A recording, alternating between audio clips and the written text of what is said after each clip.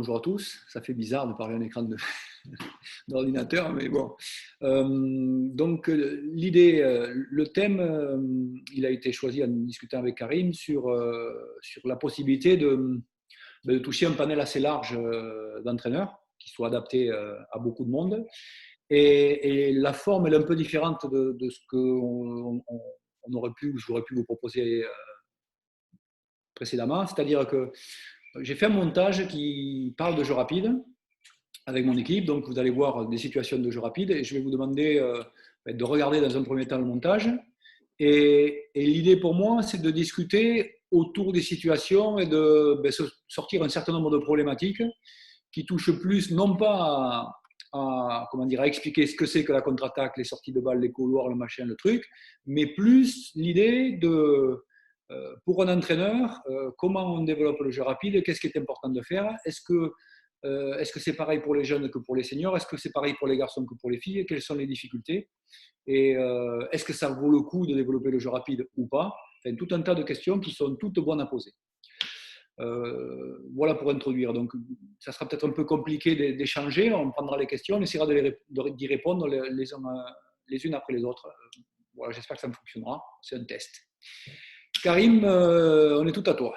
D'accord. Alors, comme d'habitude, si jamais certains ont des soucis de visualisation, vous n'hésitez pas à me mettre un petit message dans la fenêtre converser et je referai un partage d'écran. Si ça ne fonctionne pas, je vous suggère simplement de vous déconnecter, de vous reconnecter. C'est parfois des choses qui arrivent. Ouais, on y va. Voilà. Hop, je lance.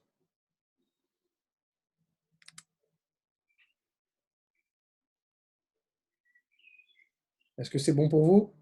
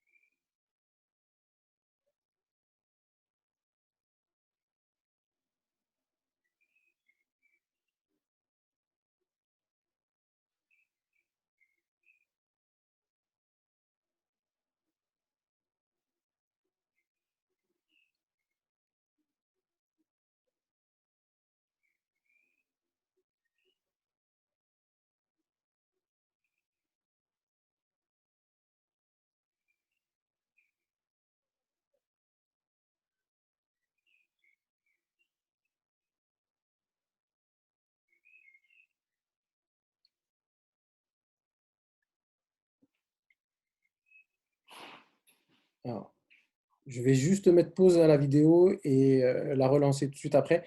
Là, il n'y a pas de son sur la vidéo, c'est les images qui déroulent. Voilà. Donc, je la relance et en espérant que tout fonctionne bien. Pour la majorité, ça a l'air d'être le cas. Je relance.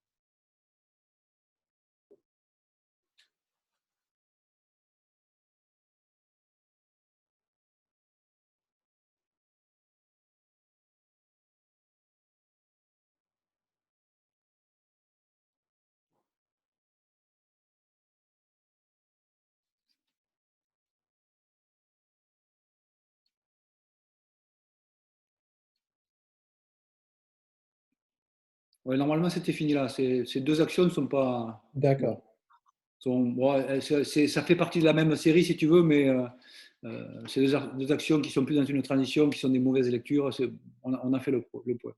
d'accord. Donc, on peut partir de là. Ce qui m'intéressait, c'est le dernier geste que j'ai mis de Francesca Dotto, le flotteur là, au lancer franc.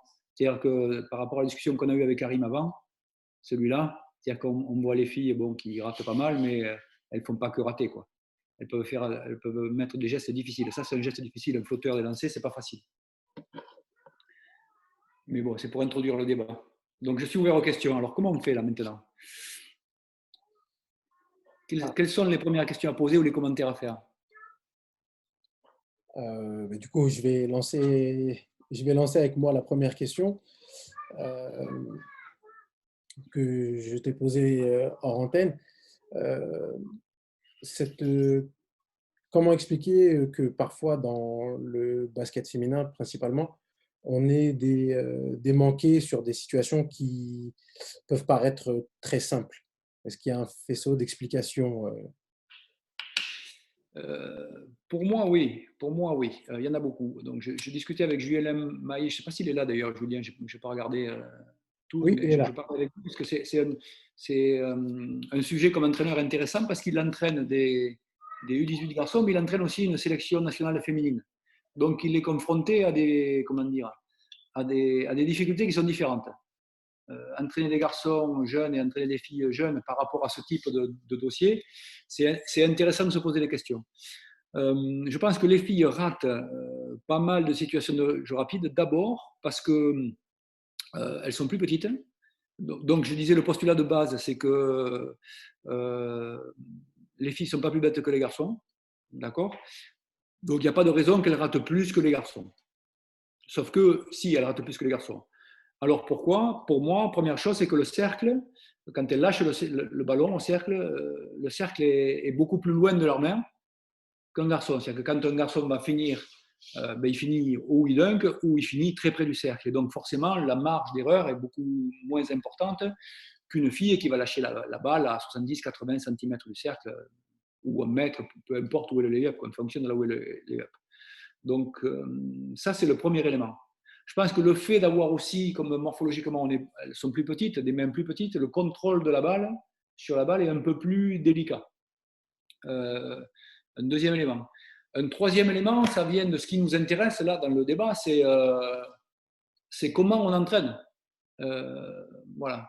Je pense que ce que je disais à Karim, en fonction des nations, il y a des pays qui sont plus, comment dire, aptes à finir dans le jeu rapide que d'autres. Et je ne pense pas qu'ils soient plus intelligents que nous. Je pense qu'ils travaillent différemment de nous. Euh, voilà. Après, il peut y avoir un aspect mental aussi pour les filles, à savoir, et j'en parlais avec Julien, que alors c'est en moyenne, donc c'est pas vrai pour tout le monde, mais de façon générale, les filles dans les situations de 1 contre 1, elles s'arrêtent. Elles n'attaquent pas le cercle. Donc les filles dans une situation d'avantage, on l'a sur une ou deux situations, au lieu d'aller avancer, d'aller chercher à prendre l'avantage et finir, elles ne sont pas sûres d'elles, elles ont un niveau d'estime d'elles-mêmes qui est plutôt assez bas, donc elles ne vont pas prendre le risque et garder la balle. Des garçons, à l'inverse, eux, ils vont aller forcer les situations. Ce qui m'a mené à dire que quand on entraîne des garçons et des filles dans le jeu rapide, on peut avoir des intentions différentes ou des comportements différents, nous, en tant qu'entraîneurs. Nous, même entraîneurs, demander des choses différentes parce qu'on entraîne des sujets qui sont différents. En gros, je pense que j'ai fait le tour de ce que je voulais dire globalement. J'ai une question de Steve. Selon en quoi les autres nations plus fortes sur jeu rapide travaillent-elles différemment? Ah, mais ça, c'est la bonne question. Donc, qu'est-ce qui peut être différent? Je pense qu'il y a des indices. Bon, il y a le niveau culturel et l'importance que donnent les fédérations parfois, parce qu'il y a des projets politiques. Par exemple, la France a changé ses réglementations pour encourager le jeu rapide euh, en jeunes. Donc moi, je suis un peu plus loin parce que je suis parti en Italie, ça fait 3 ans, mais j'ai cru comprendre que depuis plus d'un certain temps, donc vous pouvez me dire depuis quand, on touche l'arbitre en jeune ne touche plus la balle et ça encourage le fait d'aller vite vers devant. Et c'est Donc, depuis cette année. bon, tu vois, depuis cette année, mais j'en entends parler déjà depuis un moment, donc c'est une, comment dire, une initiative qui est intéressante, qui va dans le sens de donner de la valeur aux jeux rapides. Après, il y a d'autres niveaux. Il y a une connaissance technique de ce que c'est qu'un jeu rapide, bon, et aussi un niveau psychologique. C'est-à-dire que nous, quand on entraîne, on veut absolument que les gens réussissent. Et c'est un élément important des choses, de mettre les joueurs en situation de réussite. Mais parfois, quand on veut mettre les joueurs en situation de réussite, on va à l'opposé de développer leur motricité. Je m'explique. Plus on va faire des choses compliquées dans le tir en course, plus on va rater. Compliqué dans le sens, plutôt que d'aller mettre le panier comme ça sous le cercle à 2 à l'heure, d'aller tirer sur le côté avec le bras ici ou d'aller chercher derrière le cercle. Plus on cherche des situations motrices difficiles, plus on rate. Et donc, traditionnellement, depuis des années, voire des décennies, des entraîneurs font faire à leurs joueuses, donc peut-être que parmi vous, il y a des entraîneurs qui font ça, à leurs joueuses ou à leurs joueurs, on va mettre 15 lancers francs consécutifs sans en rater un. Si on rate, on continue. Et si au bout de 5 minutes, on n'a pas réussi, on va faire aller-retour. Donc, ça induit quoi comme comportement? Ça induit qu'on met les joueurs dans des situations plutôt faciles, à des vitesses qui sont naturellement réduites, parce que les joueurs ils veulent absolument marquer, parce qu'il ne faut pas rater, parce que si on rate, on est le maillon faible, on est vu comme un fauteur de troubles. Et donc, on entraîne des joueurs à vivre des situations qu'ils ne retrouveront jamais en match. Or, je pense que c'est le contraire qu'il faut faire. Et on en parlait avec Karim. Je suis allé, moi, je m'intéresse à toutes les cultures différentes et j'ai pu constater que les Espagnols, j'ai entraîné en filles et en garçons avec les équipes junior filles, junior garçons, senior filles, et on s'aperçoit que tous leurs joueurs ont les mêmes capacités, qu'ils soient garçons et filles. Et quand on les voit s'échauffer, par exemple, eh bien, la façon dont ils ont de jouer des pick and roll, pardon, de finir des situations de pick and roll, de finir des situations de jeu rapide, sont différentes. Et quand ils s'échauffent, la façon de s'échauffer et les tirs qu'ils prennent sont différents de ce que nous pouvons prendre. Parce qu'ils ont eu une éducation différente. Et donc, nous, ce qu'on produit à l'entraînement tous les jours est une des responsabilités que l'on a dans la construction de nos joueurs. Voilà. Est-ce que c'est un élément de réponse? Alors après, je développerai un peu plus avant, mais... Alors, j'ai une autre question. La gestion du rapport de force semble déterminant dans l'efficacité du jeu rapide. Quels sont les facteurs déterminants de la réussite d'une contre-attaque? En fait, le problème qui est posé dans la première situation, et je voudrais revenir sur ça parce que c'est un préalable, qu'est-ce que vous voyez dans la première situation? Vous voyez des filles qui vont en situation de contre-attaque, seules devant, rater des lay-ups. D'accord? Donc là, il n'y a pas de notion de rapport de force. Si quelque part, il y a un rapport de force induit parce qu'il y a de la défense qui arrive derrière. Donc rien que sur cette situation-là qui comprend je ne sais pas combien de clips, 5 ou 6, on peut observer un certain nombre de choses. Donc moi, j'aimerais que vous me disiez qu'est-ce que vous voyez sur ce peut-être qu'on peut revenir dessus, Oui. sur la première partie, et me faire des commentaires sur ça, avant de parler des rapports de force. Parce que le rapport de force, là, il est induit, mais il est derrière. Qu'est-ce que vous voyez là? Bon, là, c'est un peu coupé, donc bon, on n'y voit pas très bien, mais on voit un peu quand même. Je vais juste relancer.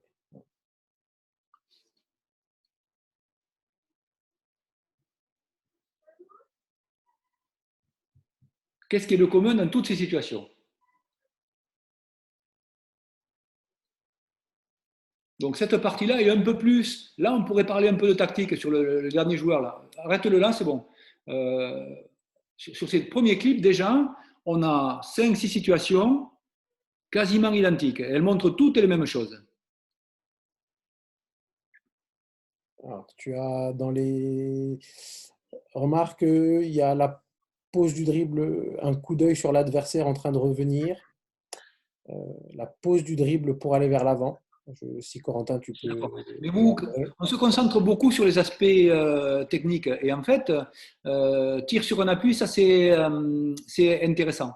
C'est-à-dire que tir sur un appui, c'est l'aspect technique.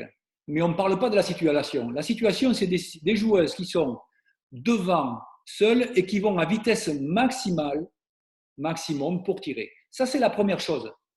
Et donc, si on voit que ces joueuses-là, qui sont quand même des joueuses internationales, qui jouent l'Euroleague, qui sont des joueuses de plus haut niveau pour le basket féminin, c'est la première question. C'est-à-dire que des joueuses de ce niveau-là, là tout à l'heure, la joueuse Black que vous voyez là-bas, Diamond Deschilles, c'est une joueuse de WNBA, qui est une grosse finisseuse, grosse joueuse de jeu rapide. Donc là, c'est une situation un peu différente. Mais on va voir qu'elle va rater aussi beaucoup de tirs. Donc ça, c'est une situation différente. Celles qu'on voit avant, elles sont communes. Elles sont toutes vitesse maximale avec un défenseur qui est derrière ou très derrière ou qui est en train de revenir et qui sont à peu près, qui sont plutôt plus dans l'axe. D'accord? Et nous, quand on entraîne, en gros, de façon très simpliste, je dirais, OK, quand on fait du lay-up, d'abord ne commençons pas par le lay-up. Parce que quand on commence par le lay-up, on fait des choses à deux à l'heure, dans des situations qui ne sont pas les situations qu'on en a besoin de développer. Donc, il n'y a pas d'intérêt et on pourrait éventuellement s'échauffer si on a besoin de s'échauffer, soit en faisant que du travail physique, soit en faisant du tir, soit en faisant autre chose. Et en intégrant le tir en course que à grande vitesse.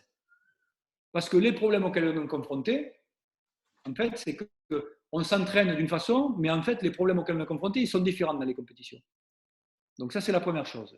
La deuxième chose, si je reprends l'aspect technique, parce que je n'aurais pas voulu commencer par ça, mais il y a un peu de technique, vous parlez du tir sur un appui. Effectivement, on peut tirer sur un appui, on peut tirer après deux appuis, on peut tirer à l'angle. Si vous voyez un peu Francesca Dotto, la première situation, elle va tirer avec des appuis main droite, je crois que c'est des appuis gauche-droite et avec une main droite, c'est-à-dire des appuis inversés par rapport à sa main de tir.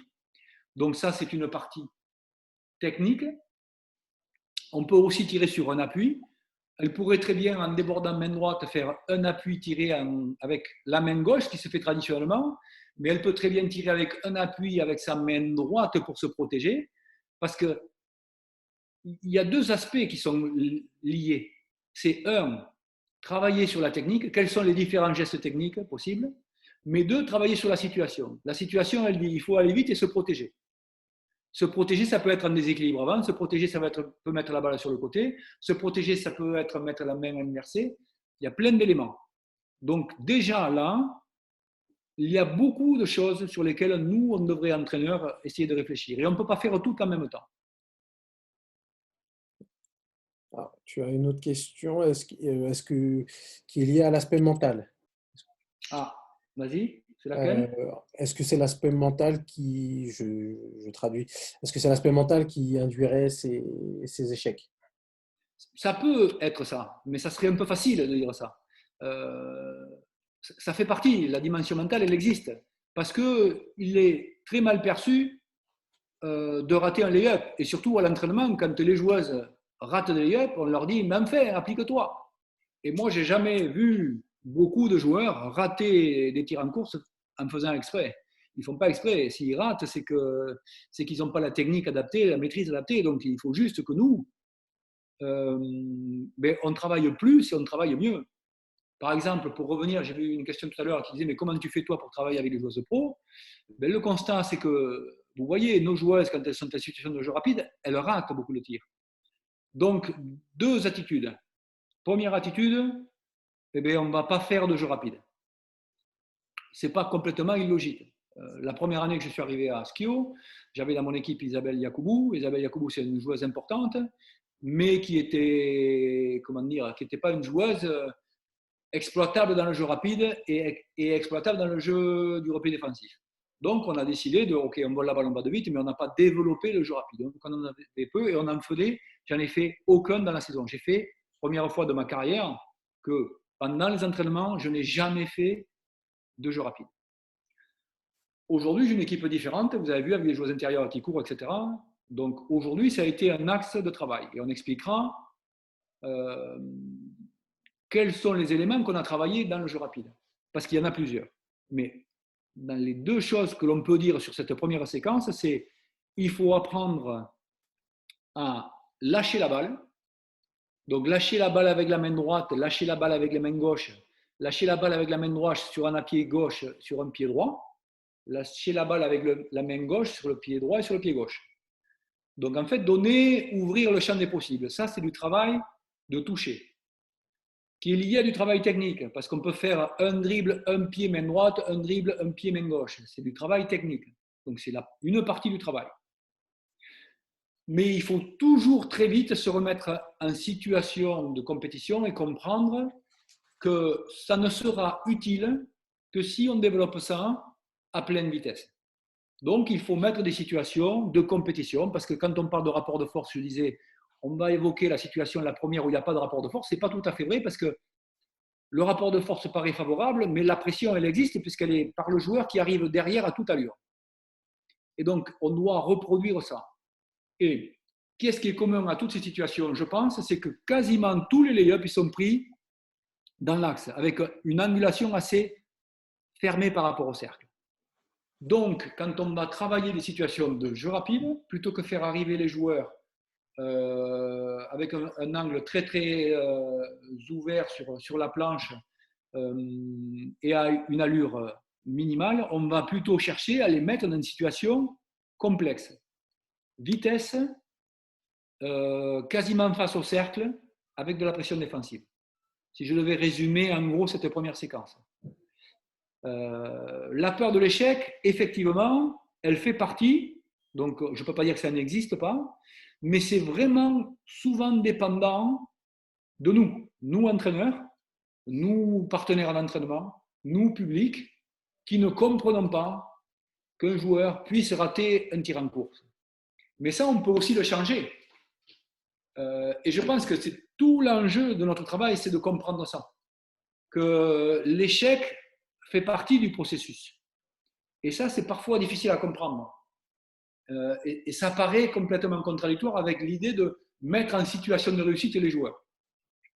Pour mettre les situations de réussite, en situation de réussite les joueurs, il faut aussi les confronter à l'échec, dans le sens où on va les aider à se servir de l'échec pour être meilleur et s'améliorer. L'échec n'est pas une erreur en soi, j'allais dire, fait partie du process. Voilà. Et ça, c'est important. Je me rappelle une fois, dans une clinique que j'avais fait en Bretagne, on parlait de la passe, parce que c'est le discours, on peut le faire sur la passe aussi. On va le voir après. Et donc, j'expliquais que les entraîneurs que j'avais vus, une situation, par exemple, la situation, si vous la mettez en tête, c'est un ailier qui part en dribble et un joueur intérieur qui est position basse à l'opposé du jeu. Et donc, et ça, il faisait ça avec des poussins. Et le joueur qui pénétrait, peut-être que je peux essayer de le montrer sur la caméra. Tu crois que je peux faire ça, Karim? Oui, oui, je vais arrêter le partage d'écran. Juste pour expliquer, parce que ça possède les mêmes intentions. Donc, c'est quelque chose qui serait comme ça. Vous avez un arrière ici, donc imaginez, c'est un garçon qui a 8-9 ans, ou une fille, qui part en dribble, voilà, et le joueur intérieur coupe dans le dos. Donc, et on fait une passe. Donc là, rien de particulier sur la situation. Ce qui était particulier, c'est que la passe, il la faisait entre les jambes, derrière le dos, derrière la tête, lobée.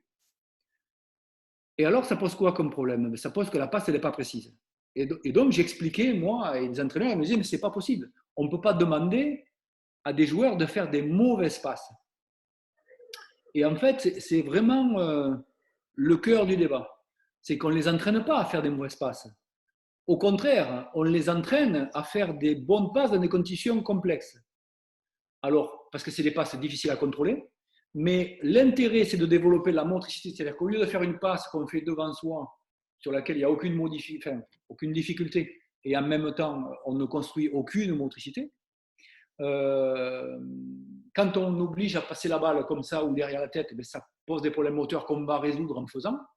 Et ça pose un second problème qui est vraisemblablement pour moi le plus important, le plus intéressant, c'est qu'on oblige le réceptionneur à être actif, à y attraper la balle. Parce que recevoir une balle qui vous arrive sur le menton, c'est jamais un problème. Et donc, ça ne sert à rien d'entraîner des joueurs dans des situations où ils ne sont pas en difficulté. Par contre, quand la balle doit arriver ici, ou là, ou derrière, ça pose des problèmes moteurs et ça rend la situation beaucoup plus intéressante et riche. Donc, parce qu'on a peur de se tromper, on induit des comportements euh, qui sont les mauvais. Parce qu'on enferme des joueurs dans des situations motrices qui sont pauvres.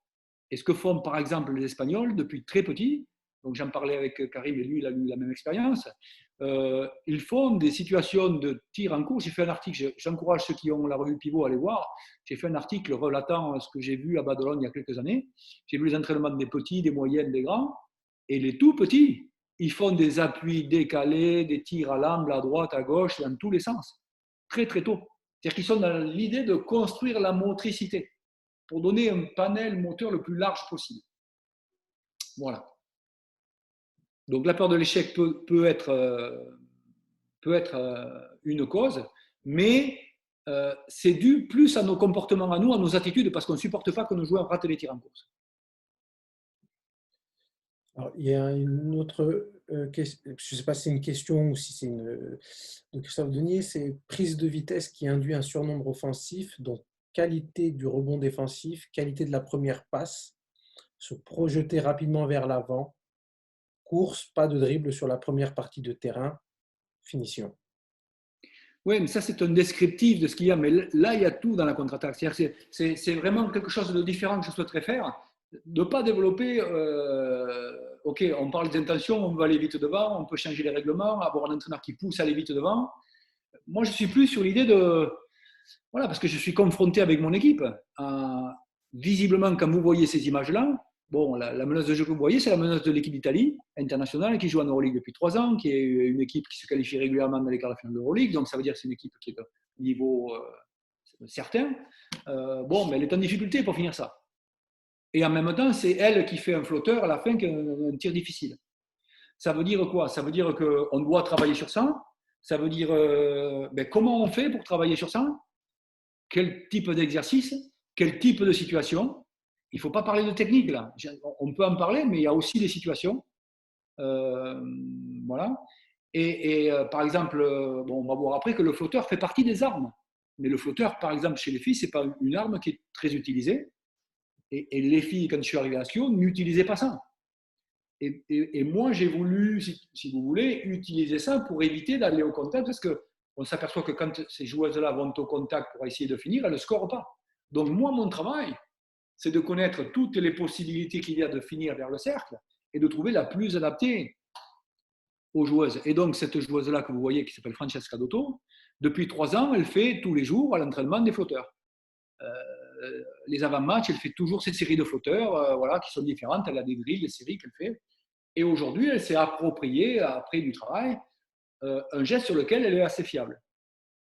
Donc, ça pose la question de comment on travaille, qu'est-ce qu'on travaille, pourquoi on choisit ça plutôt que ça. Et donc, il y a l'aspect technique, mais il y a l'aspect situationnel. Je vous rappelle, le plus important, c'est aller vite, plutôt tirer dans l'axe et toucher au volume de manipulation, à la capacité de pouvoir tirer dans tous les axes. D'accord. Est-ce que tu veux que je lance la deuxième partie de la vidéo? Ben, s'il y a d'autres questions sur ce que j'ai dit, on peut passer 2 minutes de plus pour voir s'il y a des questions qui arrivent et après on va passer sur la seconde partie. Il y en a une, c'est est-ce que ne pas laisser un jeune joueur faire des mauvaises passes ne bride pas sa créativité dans les autres domaines? J'ai du mal à comprendre la question. Ne pas laisser un jeune joueur faire des mauvaises passes. Oui, Ne pas laisser.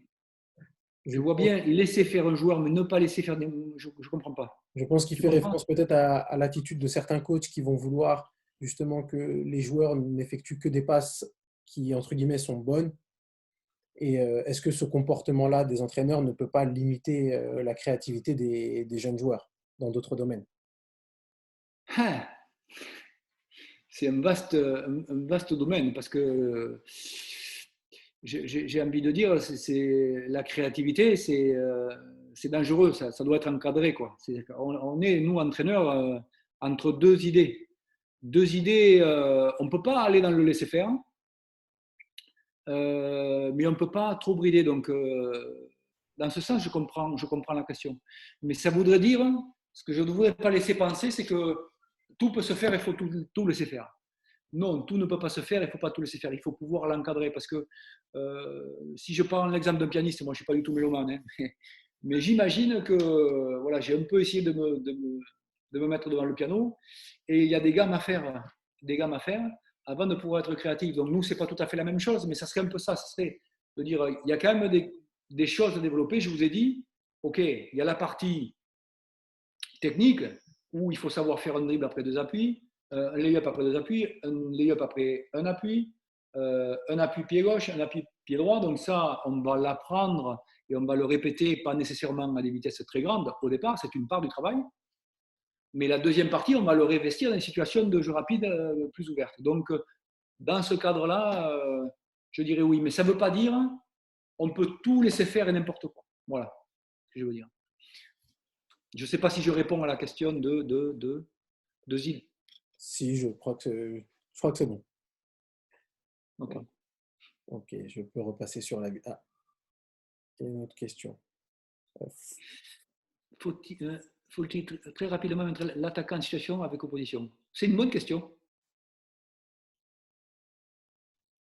Je pense que ça, c'est une très bonne question, je pense. Mais je n'ai pas de réponse. Hein. Je pense qu'on ne peut pas dire il faut d'abord faire ça et faire ça après. Je pense qu'il faut lier tout. C'est-à-dire, par exemple, si je réponds à la question, OK, on va faire du travail technique, on va apprendre le joueur. Mais dans la situation d'entraînement, on fait une situation technique et on va le mettre en situation d'opposition. Mais une situation d'opposition qui peut être au départ plutôt assez simple à résoudre. Ou dans la part qui va être consentie à l'opposition, une partie plutôt assez simple et une partie un peu plus compliquée. Mais on ne peut pas saucissonner et dire ok, on fait tous les éléments techniques et quand la technique elle est bonne, on va mettre en situation d'opposition. Je ne pense pas. Je pense qu'il faut lier quand même les deux. C'est comme dire ok, quelqu'un, il y a un joueur, il n'est pas bon dans le tir extérieur. Donc on va travailler sur sa mécanique de tir, on va travailler près, on va travailler la mécanique, on va tirer au lancer franc, mais on ne va pas l'empêcher de tirer en situation. Donc je pense qu'il faut le mettre en situation aussi. Les deux choses sont liées, c'est ce que j'ai essayé d'expliquer. Après, la répartition, elle vous appartient à vous, entraîneur. La partie technique et la partie de l'opposition, en faisant en sorte que l'opposition soit la plus adaptée possible. Voilà, même si ce n'est pas maîtrisé. Parce que le deuxième élément qui est dans la question, qui est aussi intéressant, c'est notre travail, c'est de gérer les situations d'échec. C'est quoi un échec? On pourrait penser que l'échec, c'est de rater le tir. Ou alors, on peut expliquer que, par exemple, dans les situations que je vois, moi, de ma menace de jeu, si je devais faire un débrief avec elle, je lui dirais que ce n'est pas un échec. Je lui dirais qu'elle a exactement choisi le geste juste à la situation juste. Donc ça, c'est un choix juste. Ce qui est raté, c'est le lâcher. Et donc, qu'est-ce que tu dois travailler? Et on va se mettre en situation où on va pousser davantage la balle. Quand tu te mets en situation, toi, à l'entraînement, tu dois être à vitesse maximale pour mieux contrôler ton lâcher. Mais le geste technique, le fait de partir sur le mauvais appui, en déséquilibre un peu à droite pour éviter le contre, ça me paraît être la situation adaptée. Exactement. L'échec, ça aurait été de ne pas attirer. Et or, nous, parce que c'est nous qui formatons les joueurs et qui leur mettons en situation de stress, si on leur dit que ça, c'est mal joué, eh bien, évidemment, on ne va pas les encourager à prendre des risques. Nous, ce qu'on peut essayer de faire, c'est on a deux attitudes. Soit on dit, OK, bon, moi, les joueuses, elles ont 35 ans, elles n'ont jamais mis un tir en lay-up dès qu'elles vont à 5 km/h. Donc, OK, on ne fait pas de jeu rapide. C'est une attitude qui n'est pas stupide. Ou alors, moi, j'ai des jeunes joueuses et je vais, dans mon contenu d'entraînement, les amener à tirer plus vite en valorisant ce type d'initiative, en leur expliquant que, eh bien, on s'entraînera mieux pour pouvoir les réussir. Par exemple, un élément pour dire comment j'entraîne, cette année, j'ai mis dans ma routine d'échauffement des lay-up. Voilà, il y a une partie de 3 minutes de lay-up. Et les lay-up, ils se font dans l'axe, dans le couloir central, et ils se font après dribble ou après passe. Et j'ai expliqué aux joueuses, mais moi, je ne peux pas faire à leur place, mais que l'idée, c'est de se mettre en situation de déséquilibre, d'aller chercher des croisements de avec des tirs difficiles avec des vitesses élevées pour se mettre en situation. C'est-à-dire que c'est une façon de travailler la situation tous les jours, quasiment tous les jours, pour résoudre ce type de limites. D'accord. OK? Ok. On poursuit? Ouais. Ouais. Hop. C'est Donc parti. là, ça fait appel à cette situation-là. À partir de cette situation-là, c'est des choses qui sont différentes. Donc jusqu'à maintenant, on a eu des situations où le joueur était derrière ou revenait sur les côtés. Aujourd'hui, dans ces situations-là, pas dans aujourd'hui, le joueur est quasiment soit déjà devant, soit en train de passer devant. Et donc, ici, il y a une situation de lecture, ok, d'attaquer le joueur à contre-pied, ok, avec des défenseurs qui sont sur les côtés ou devant. Et donc, ça met plus l'accent sur les situations pédagogiques. Voilà, celle-là est intéressante.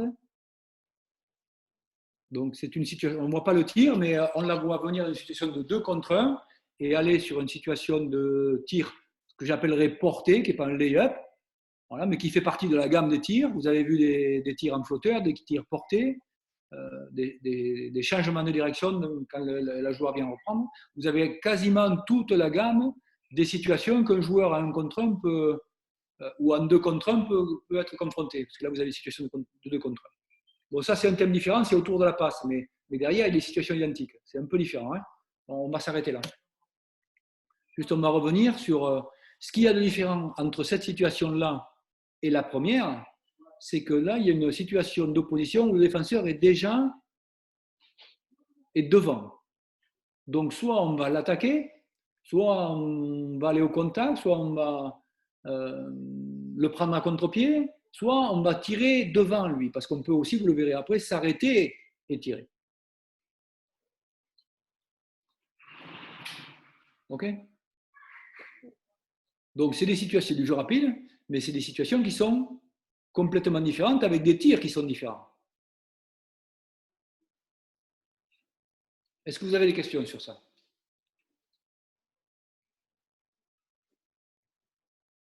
Ah, moi, j'en ai une.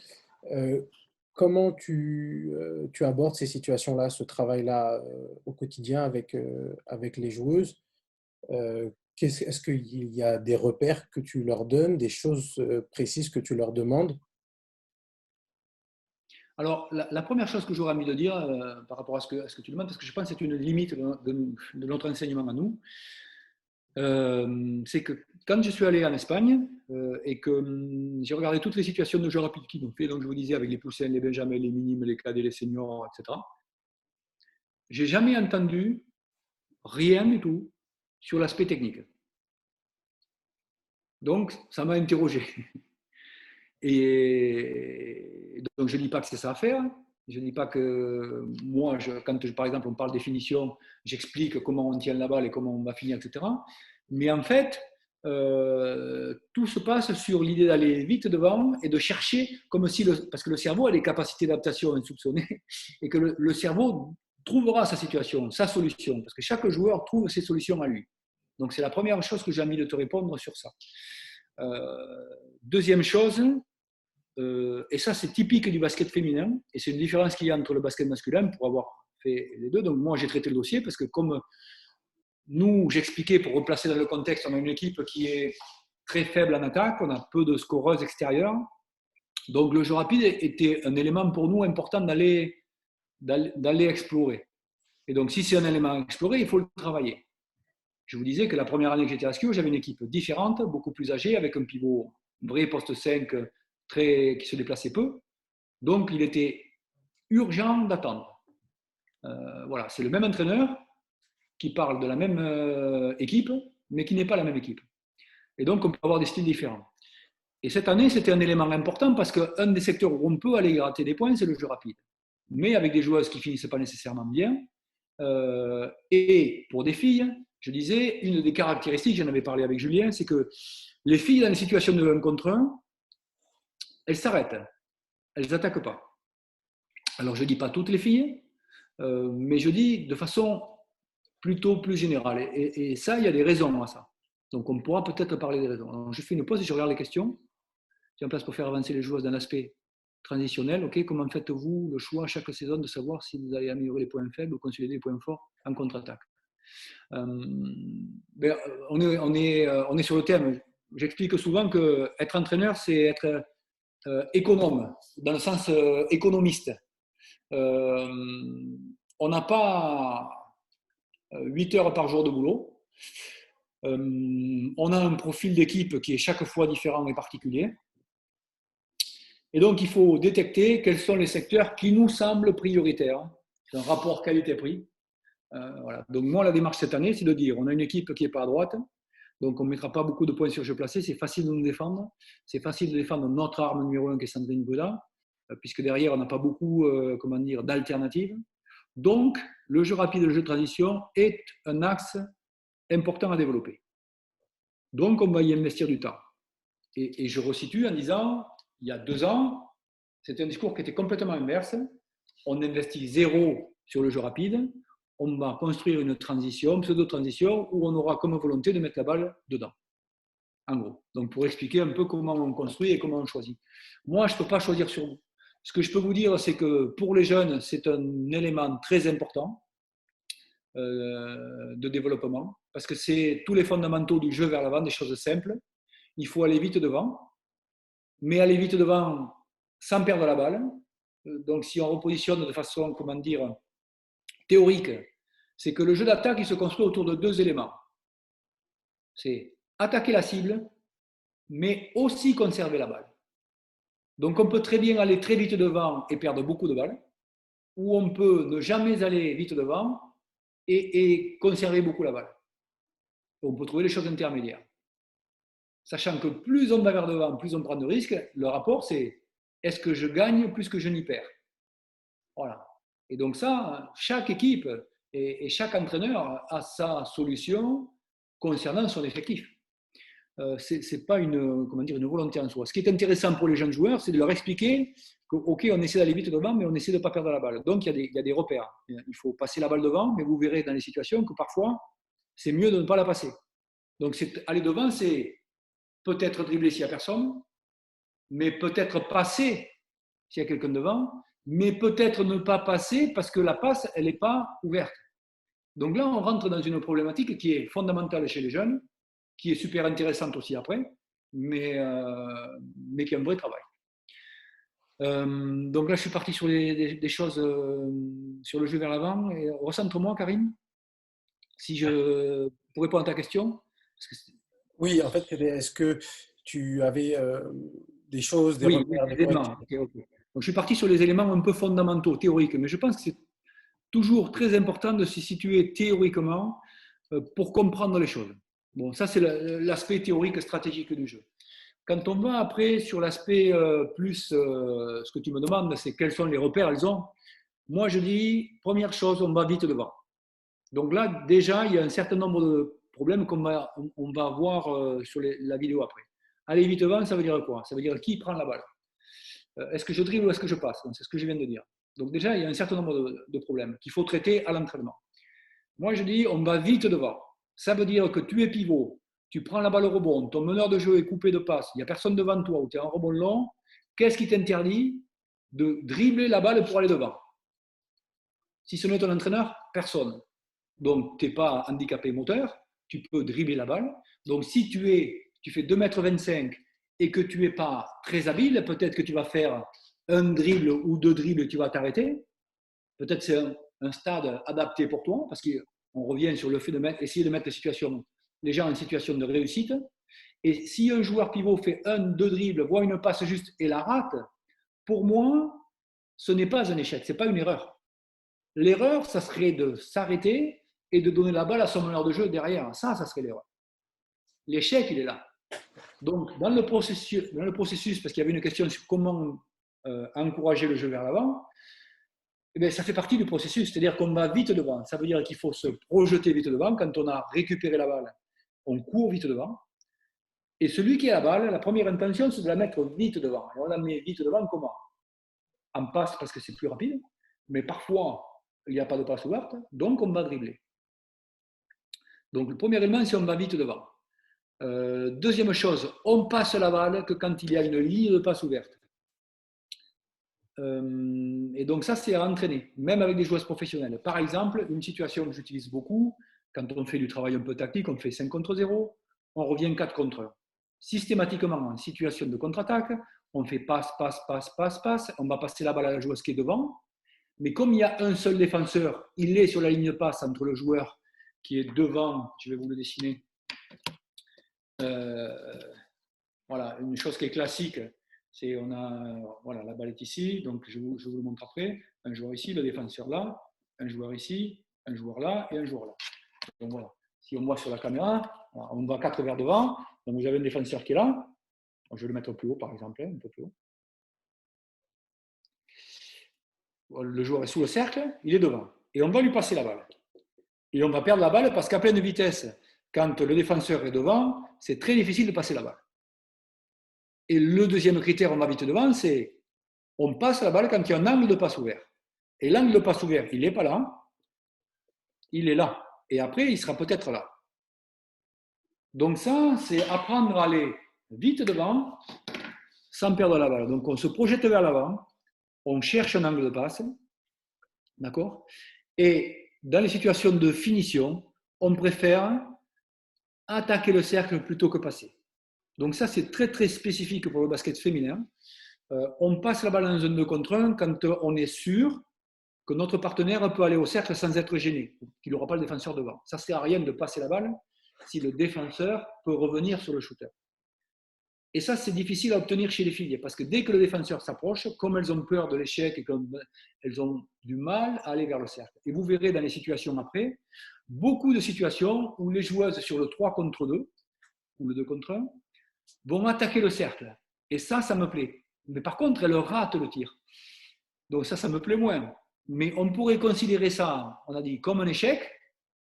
Pour moi, c'est une réponse juste à la situation.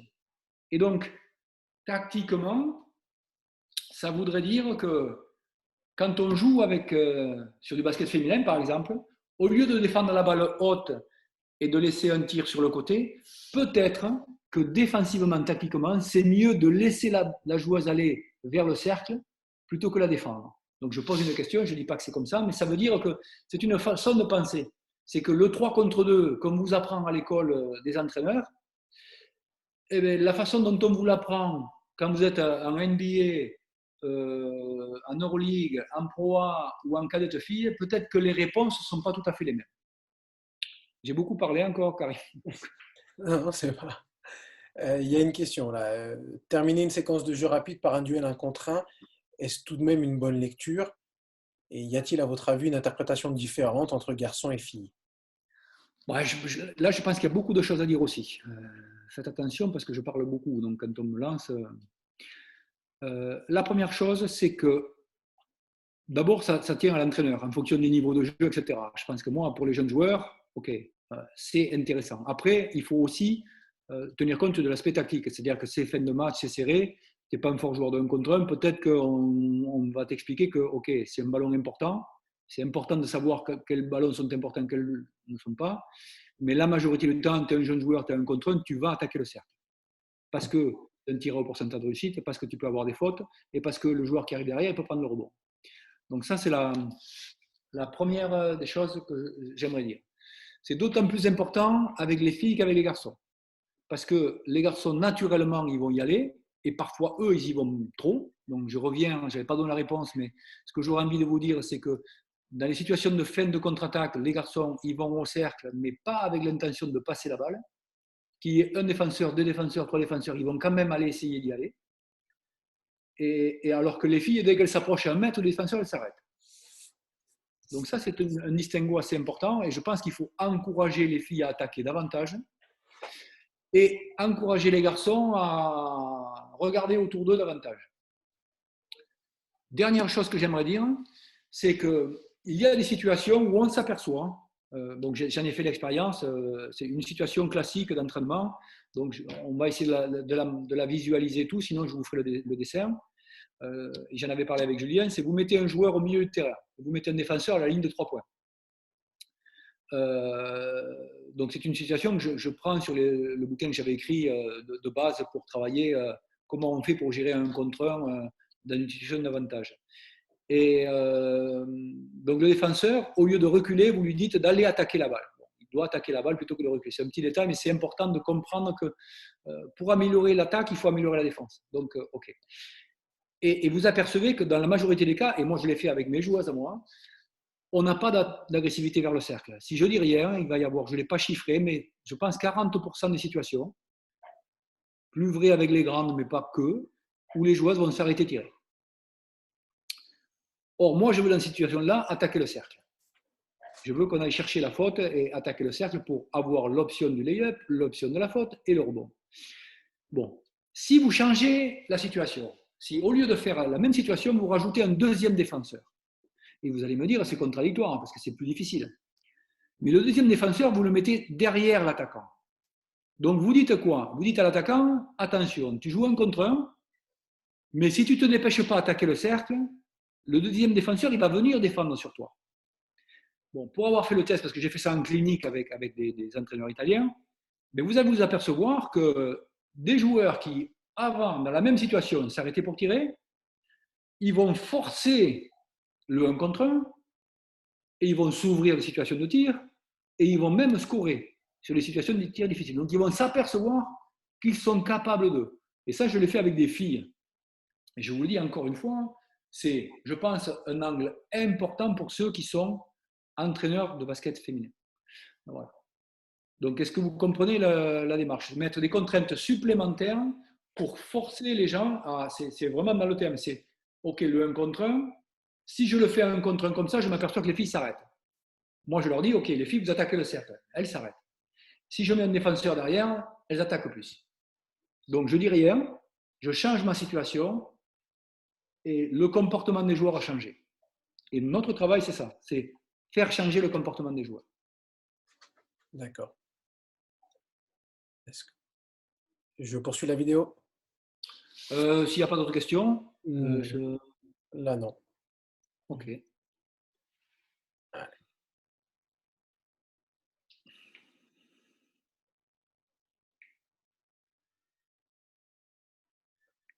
Donc, on rentre sur l'idée de passer la balle devant. Stop. Tu peux l'arrêter un peu avant, s'il te plaît? Oui. Arrête sur le clip précédent, parce qu'on en revient. Voilà, quand la grande, si on le voit bien, vas-y, avance un peu, si tu peux, et là tu arrêtes. Ok, donc là, on est complètement dans ce que je disais tout à l'heure. On va vite devant, et c'est ce qu'on entraîne. Donc là, c'est une joueuse intérieure. Et nous, on a réussi à changer les comportements de nos joueuses intérieures. Par des situations d'entraînement qu'on faisait régulièrement, où l'année dernière, on avait beaucoup plus de difficultés à obtenir ça, à obtenir des situations de jeu vers la balle. Donc il y avait une question qui était comment on encourage le jeu rapide, on encourage à pousser vers devant, on encourage à prendre la balle et aller vite devant. Par exemple, on fait des situations de 5 contre 0 et 3 contre 2. Et quand on fait des situations de 3 contre 2, ces derniers passeurs et tireurs qui viennent en défense, donc on ne sait jamais qui va prendre le rebond et qui anticipe devant. C'est tous les joueurs qui peuvent le faire. Et donc c'est aussi un joueur intérieur qui peut prendre le rebond et aller vite devant. Et donc il va être confronté à j'ai personne sur moi, je peux dribbler, et je peux dribbler, il y a une passe ouverte, je la fais, et s'il n'y a pas une passe ouverte, je peux m'arrêter ou passer sur le côté. Donc on entraîne la transition vers l'avant comme ça. Parce que la transition vers l'avant, c'est une chose, ouvrir des couloirs, c'est une autre, mais ça c'est la forme. Mais dans le fond, ce qui est fondamental, c'est comment je vais vers l'avant. La passe, c'est plus vite que le dribble, mais parfois, il n'y a pas de passe. Là, elle essaie de passer la balle avec un défenseur qui est sur elle, vous voyez un défenseur qui est devant elle, avec une joueuse qui court dans l'axe, donc la qualité de passe, elle doit être plus précise. Un défenseur qui va être défendu. Donc, ce n'est pas impossible de passer la balle comme ça, une joueuse qui passe devant, mais il faut avoir une ligne de passe, elle a un défenseur devant. Or là, la situation juste aurait été de passer à la balle au numéro 4, qui elle a un angle de passe ouvert avant, et elle aurait pu après passer la balle aux deux joueuses. Parce qu'on a quasi une situation de 3 contre 1, devant qu'on perd parce qu'on va devant sans avoir une ligne de passe ouverte. Donc, c'est tout le discours de OK, on va devant, on essaie de passer la balle vite devant, mais il y a des situations où ce n'est pas adapté. Donc, ça c'en est une. Ça c'en est une autre. Donc, ça, c'est un petit point de détail parce qu'on pourrait dire que c'est une mauvaise passe. Aller vite devant, c'est toujours une bonne intention. Donc, après, il faut les pondérer. Et pour avoir été entraîneur national pendant des années, j'ai participé au camp aussi en Espagne où c'était à Guadalajara, un centre où ils font leur centre de détection. Et un des axes de travail qu'ils ont, c'est de développer le jeu rapide. Et quand on analyse leur jeu chez les jeunes, ils encouragent beaucoup de situations avec des grandes passes. Et quand on observe, quand on les scoute, etc., ils font beaucoup, beaucoup de grandes passes. On s'aperçoit que pas mal arrivent et donnent des points faciles. Et quand elles n'arrivent pas, ce qui est le cas là, les balles ne sont pas perdues. C'est-à-dire qu'on pourrait penser que c'est un échec, c'est juste une opportunité de mettre un panier avec une possession qui est derrière. Donc, ce n'est pas nécessairement une mauvaise idée, c'est plutôt une bonne idée. C'est toujours le rapport à l'échec. Pour moi, ce n'est pas un échec. Okay, donc, voyons d'autres situations. Donc, qui sont un peu plus classiques. Donc, mais ça, passer la balle, parce que là, pour arrêter là-dessus, juste, donc celle-ci, elle est beaucoup plus facile que la précédente. Et celle-ci, quand tu l'arrêtes là, tu peux rester, voyons celle-là, ok, stop. Ici, l'angle de passe, il n'est pas facile. Là, il n'y a pas d'angle de passe. La passe est lobée en pleine course. Donc, ça ne veut pas dire que ce n'est pas impossible à faire, mais ça, c'est quand on encourage le joueur à passer la balle davantage, cette menace de jeu-là, par exemple, a progressé beaucoup avec ces exercices parce qu'elle se sent plus capable de tenter ces passes-là. Vous allez voir d'autres passes qui sont extrêmement difficiles à faire et qu'elle le passe parce qu'elle a surmonté ses échecs. C'est-à-dire que si mon attitude avait été OK, c'est nul, cette passe-là, tu ne vas pas la faire, tu ne peux pas perdre la balle dans le jeu rapide, etc., c'est sûr que ces situations de jeu-là, je ne les aurais pas retrouvées. C'est-à-dire qu'on note que l'intention, elle est juste, on note que simplement, la passe, elle n'est pas techniquement bien réalisée, mais on va l'améliorer, on peut l'améliorer. Et donc, en encourageant, malgré cet échec-là, on obtient ce type de situation. Alors que la seconde, la passe, elle est beaucoup plus ouverte. La seconde que tu vois là derrière, l'angle de passe est très ouvert. Donc là, c'est beaucoup plus facile à faire. C'est beaucoup plus... Et ça serait une faute de ne pas faire la passe, par exemple. Ok, donc là, regarde la situation de jeu, passe au lobé, extrêmement difficile. Elle voit que le défenseur ne voit pas. Elle sait que Sandrine court bien et finit bien. C'est une passe extrêmement difficile. Donc on pourrait penser que c'est naturel. Non, c'est du travail qui est fait. Parce qu'on développe beaucoup ces situations à l'entraînement parce que, j'en reviens au contenu de l'entraînement, on considère que c'est un axe important. Donc là, la ligne de passe étant très ouverte, il n'y a pas de doute. Et là, on retombe sur la situation de 1 contre 1 avec un défenseur qui croise devant et la finition qui est ratée sous la pression. Donc là, vous voyez tout un tas de situations avec des défenseurs qui reviennent. Donc là, c'est un thème qui est plus sur la passe devant à l'ailière ou la passe devant à la joueuse intérieure. Donc là, ok, stop, vous avez vu beaucoup la menace de jeu, mais là, vous avez une arrière qui passe la balle. Il y a aussi des intérieurs qui passent la balle, qui font ce type de passe. Donc, c'est des questionnements que tout le monde peut se poser quand on est entraîneur. Est-ce qu'on encourage tout le monde à passer la balle? Moi, j'oserais dire, avec les jeunes, pourquoi pas? Ça veut dire que quand on a pris le rebond, celui qui prend le rebond, il est chargé de passer de faire la sortie de balle et de chercher devant. Ceux qui sont déjà placés, ils vont courir et anticiper, que ce soit le numéro 1, 2 ou 3. Là, vous voyez, c'est le numéro 2 qui passe la balle, voire 3.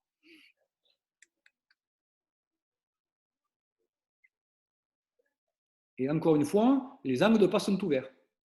Donc là, on rate sur les situations de 2 contre 1, où l'idée, c'est d'aller fixer le défenseur. Donc, ce qui est difficile chez les filles.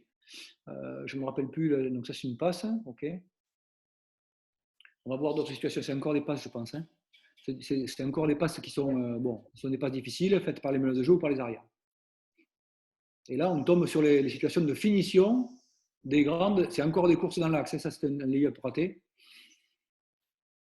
Voilà, grande passe, finition, avec situation d'avantage. Donc, le deuxième élément, quand même, juste excuse-moi de te couper là, mais sur la situation qu'on vient de voir, donc on va s'arrêter là parce que c'est un autre thème. On rentre sur les situations de 2 contre 1. Mais quand on va dans la situation que tu as vue précédemment, Ce qui est intéressant à noter dans les situations de 2 contre 1, ce qui est un peu un cheval de bataille pour moi, bon, c'est plus vrai chez les garçons, mais il faut l'encourager chez les filles, c'est qu'on peut rater un tir en course. Quand on est agressif en 2 contre 1, on peut rater un tir en course. C'est encore pas un échec, c'est pas une erreur, parce qu'on a la possibilité d'avoir une faute, mais on a la possibilité de prendre un rebond. Voilà. Donc ne pas aller au tir en course, c'est ça l'échec, c'est ça l'erreur. D'accord? Est-ce qu'il y a des questions sur ce thème-là? Ou on peut aller en avant? Parce que là, on rentre dans les situations de 2 contre 1. Je ne vois pas s'il y a des questions, Karim. Non, non, là, il n'y en a pas de nouvelles. Je crois on peut avancer. Ok.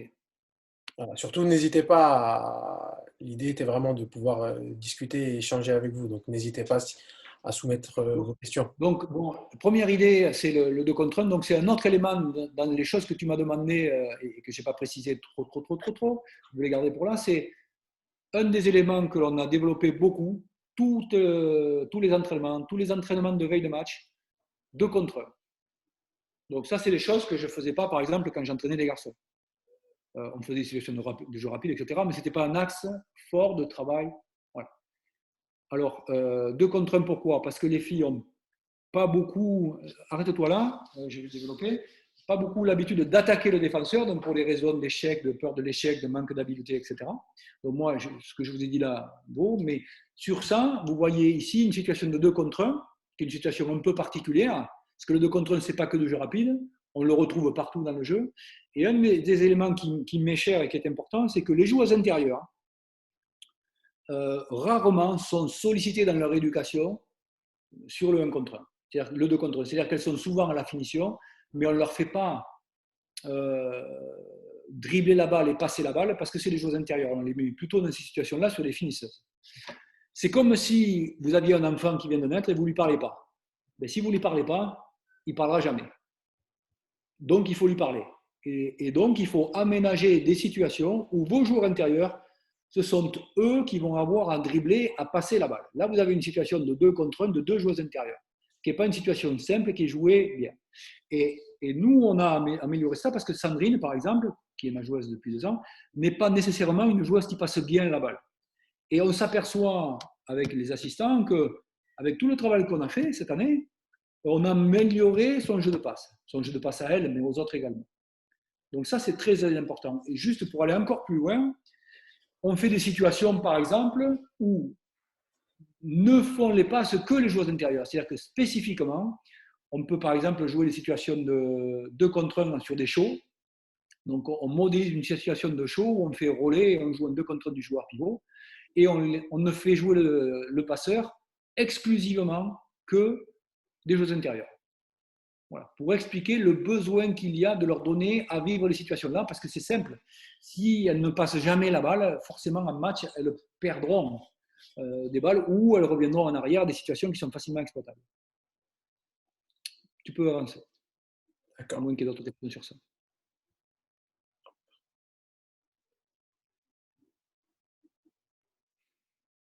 Donc ça, c'est un autre élément. C'est grande passe, l'intérêt de la grande passe. Ok, on n'a pas eu le panier, mais le fait d'aller vite devant provoque des retards défensifs. Peux-tu revenir sur la précédente, s'il te plaît? T'arrêter sur la précédente. Voilà, donc là, on a eu l'attaque. Vas-y, fais tourner. Je te dirai, voilà, sur la grande passe.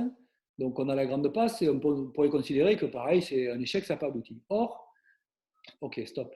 Quand on a eu, voilà, arrête-toi là. Quand on a eu cette volonté d'aller vite devant, on oblige la défense à parer au plus pressé. Ça veut dire, par exemple, ben, souvent, si notre joueur intérieur court devant, il va être défendu par le joueur meneur de jeu.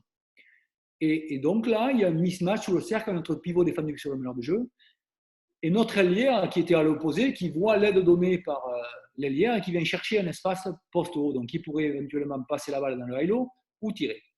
Et ça, c'est une conséquence du jeu rapide. Ça veut dire que c'est ce que j'appelle une phase de transition, mais qui n'est pas une transition, un système de transition.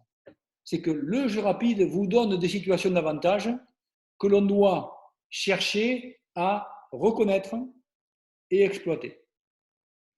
Donc là, derrière, vous avez des clips où vous voyez des exploitations qui sont bonnes et des exploitations qui ne sont pas bonnes. mais qui sont toutes des conséquences.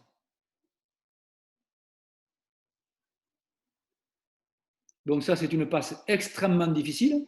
Donc par exemple, dans le choix, si j'avais un joueur ailier qui fait ça, je lui dirais, écoute, c'est pas ton métier, peut-être que ce cas de figure-là, quand on fait un retour vidéo avec le joueur, choisis mieux. Ok, elle coupe, mais elle n'a pas beaucoup d'avantages. Par contre, la menace de jeu qui a pris de l'assurance tente ce risque, prend ce risque-là, et à ce moment-là, ok, je vais pas faire de retour négatif la concernant. Donc ça, c'est très, très, je veux dire, chaque entraîneur mesure en fonction de la responsabilité ou de la prise de risque qu'il veut prendre avec ses joueurs. Donc là, on est en situation de contre vers devant. Et ce que je vous disais, ce qui me plaît dans ça, ok, stop là, parce que celle-là est différente. Ce qui me plaît dans la précédente, c'est la joueuse est pas défendue et elle va au cercle. Et si vous voyez ça, bon, par exemple là, on aurait pu penser qu'elle aurait passé la balle. Avant, elle aurait passé la balle à Lélia. C'est pas sûr que c'était le mieux. Elle n'est pas défendue, c'est ouvert devant. Et bien, tant que c'est pas défendu, je vais au cercle. Et même si elle a raté le tir, je reste dans le travail que je fais avec elle sur comment dire, un retour positif de la situation parce que c'est ce qu'il faut faire. C'est attaquer le défenseur. Il n'y a personne devant toi, tu avances.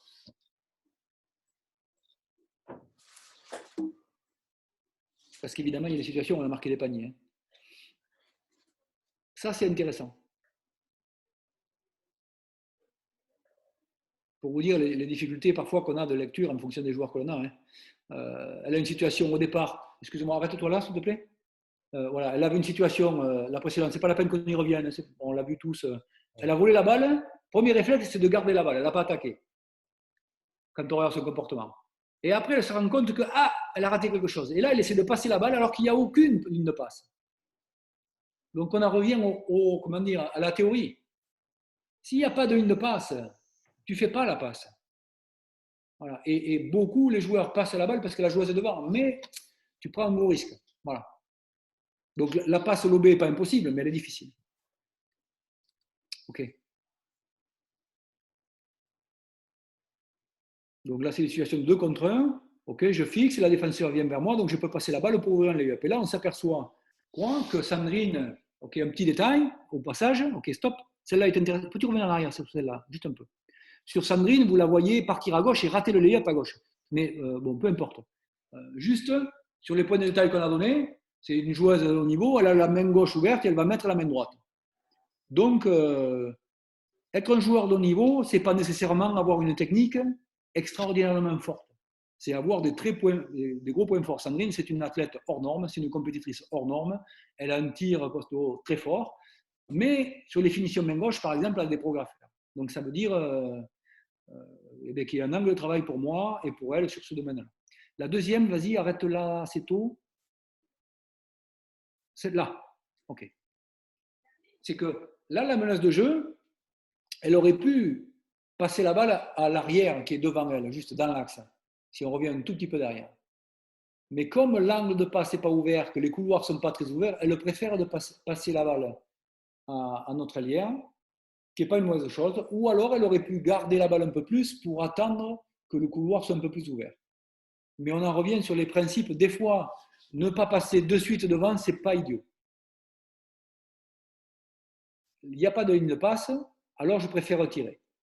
C'est une réponse qui n'est pas stupide, également. Ok, je préfère que les joueurs attaquent le cercle, mais il y a des situations où, par exemple là, ok, je ne vois pas l'espace, je peux m'arrêter de tirer si je suis fort dans ce domaine. Donc c'est une façon, dans le 2 contre 1, d'agir. Ok, là, c'est une situation de 2 contre 1 où le porteur de balle, qui n'est pas un meneur de jeu, ok, stop, arrête-le là, c'est quasiment la même situation, les deux, mais il y a une situation où bon, c'est une allière et l'autre c'est une arrière. Donc la joueuse américaine dans la situation, elle va passer la balle à la joueuse qu'elle voit, sans regarder la situation. On ne peut pas dire que ce soit très très ouvert, c'est les deux intérieures, elles sont à peu près elbow, on pourrait les avoir un peu plus larges, mais bon, d'accord. Mais si elle attend un peu, elle doit pouvoir passer la balle à la joueuse la plus adaptée, c'est-à-dire feinter d'un côté et jouer de l'autre. Ce qui se fait dans la situation où Sandrine reçoit la balle, vous allez voir le défenseur qui se tourne vers l'ailière et l'arrière qui décide de passer la balle à Sandrine au moment adapté, ici. Là. Voilà, elle attend de regarder comment elle est placée, et là, elle passe à Sandrine. C'est les deux quasiment la même situation avec le même spacing. On en revient, ok, le cercle est ouvert, j'y vais. Et là, si vous notez, c'est un lâcher main gauche dans l'axe pour se protéger du tir.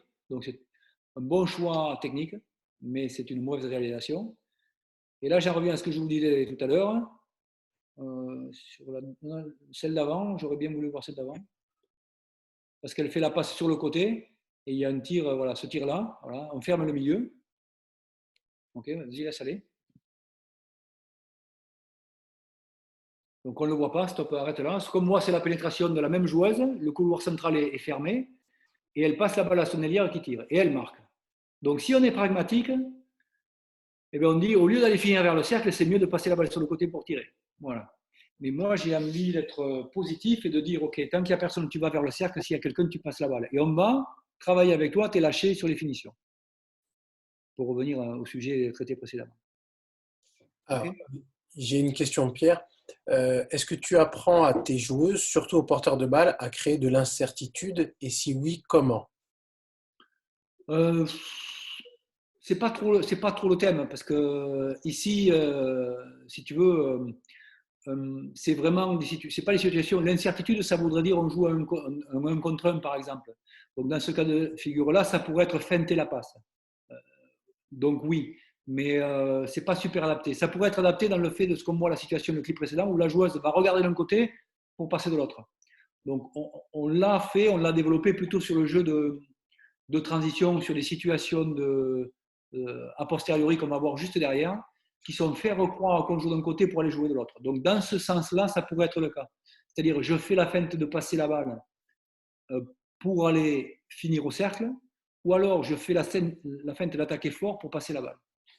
Mais c'est pas l'incertitude, elle serait dans ça, dans le jeu de feinte sur OK, je fais semblant d'attaquer fort pour passer la balle ou je fais semblant de passer pour me libérer le panier. Je poursuis. Donc là, c'est une finition très adaptée à un joueur intérieur. Donc ça me plaît ça, cette situation, parce qu'elle va, excusez-moi, arrête ici, sur la situation qu'on a vue avec Sandrine, au lieu de finir comme un arrière, elle a fait un dribble, voilà, elle s'arrête, elle fait un dribble, un power, contact, et elle renverse pour tirer. Donc c'est une finition de jeu rapide typique d'un joueur intérieur. Et parfois, le joueur intérieur, il va le finir en lay-up vite et jouer les petits sur la vitesse. Au lieu de se servir de l'extrémité, se rapprocher du cercle, se protéger, prendre le contact, pivoter, scorer. C'est la même situation pour des joueurs avec des profils différents. Et donc des situations différentes et des techniques différentes. Excusez-moi, juste c'était un petit détail. Est-ce que c'est des finitions que tu pourrais faire travailler à d'autres joueuses hors intérieur, que parfois tes meneuses ou poste 2? Bien sûr, ça peut être intéressant ça pour des joueurs meneurs de jeu, non pas pour finir. Alors, ça peut être intéressant pour les joueurs meneurs de jeu qui sont plutôt grands pour finir, c'est-à-dire aller au contact, tourner et reprendre un tir par derrière pour les grands. Moi, j'ai une menace de jeu, on peut très bien attaquer fort, aller au contact du pivot ou de l'arrière sur les pénétrations de pick and roll, s'arrêter, renverser pour mettre un crochet ou renverser pour trouver un shooter. C'est des situations techniquement adaptées dans notre cas de figure. Quoi. Mais oui, ça peut être adapté pour un poste 3 qui vient sur une finition de jeu rapide face à des joueurs une grille tancrée, pour aller finir sur une grille tancrée quand on est en poste 3. Peut-être mieux vaut se rapprocher, se mettre de dos et la poster que d'essayer de la passer en vitesse.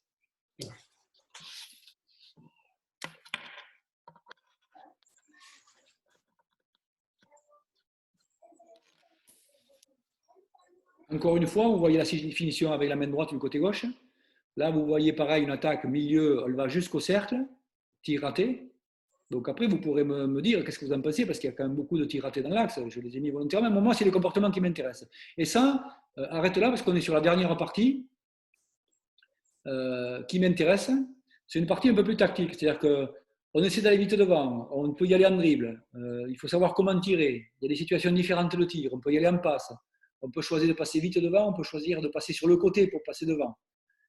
Maintenant, quand on est allé vite devant et qu'on n'a rien trouvé, c'est le cas. Vas-y. Donc là, on essaie d'aller vite devant. Ok, la passe, elle est pas, je la sens pas, il n'y a pas d'avantage, je m'arrête. Ce tir-là n'est pas un tir adapté. J'oserais dire même pour Stephen Curry, quoique, il faut voir. Mais pour ma joueuse, ce n'est pas un tir adapté, ce n'est pas quelque chose que je vais rechercher. Parce qu'il y a un élément important qu'elle a oublié, dans le sens, c'est que le jeu rapide t'ouvre des retards défensifs. Donc, si tu reviens sur la situation, ok, vas-y, on y est là, voilà, ok. Si elle s'arrête là, arrête-le là, ok. Si vous regardez là, il y a la numéro 72, je crois, en bas, et la numéro 4 qui sont en train de regarder, de venir vers elle. D'accord? Donc en fait, elles ne sont pas organisées. Sandrine, là, elle coupe vers le cercle. Si ma menace de jeu, et on en revient à ce qu'on met avant, elle crée de l'incertitude. Donc là, ça devient intéressant. Elle fait un dribble, elle fait une feinte de la tête pour tirer, elle va fixer les deux. Les deux sont en train de venir. Et bien là, elle pourra donner à Sandrine sur la coupe près du cercle ou à renverser à sa shooteuse parce que la 23 sera venue aider sur Sandrine. Et donc, ça sera un bien meilleur tir.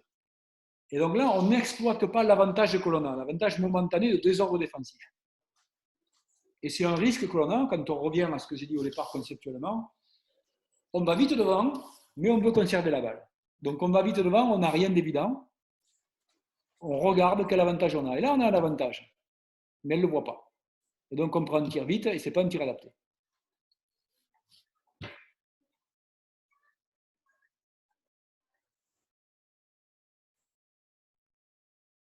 Même chose. On est en phase de transition, elle aurait pu attaquer, elle met la balle sur le côté, elle aurait dû attendre ses joueurs, se reculer, et elle va devant. Or ici, on va vite devant, stop, ok. Donc on essaie d'aller vite devant. Et là, tu peux revenir un peu à l'arrière, s'il te plaît? Oui. Tout petit peu.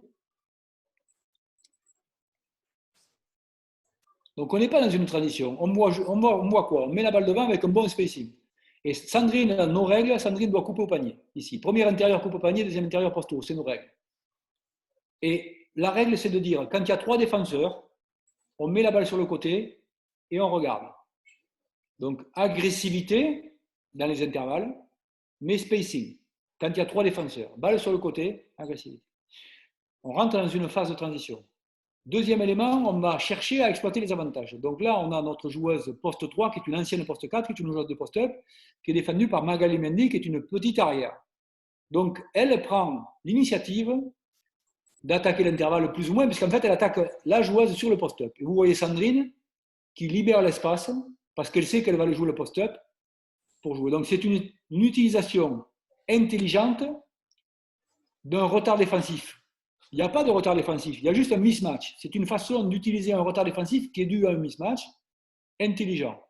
J'attaque mon mismatch et moi, je vais jouer du spacing pour te laisser la place. Ce qui aurait été parfait, c'est de voir ma menace de jeu venir dans le coin côté ballon pour couper les aides et éventuellement ma joueuse intérieure côté opposé, qui est en train de le faire, couper dans le dos de la défense pour le rebond.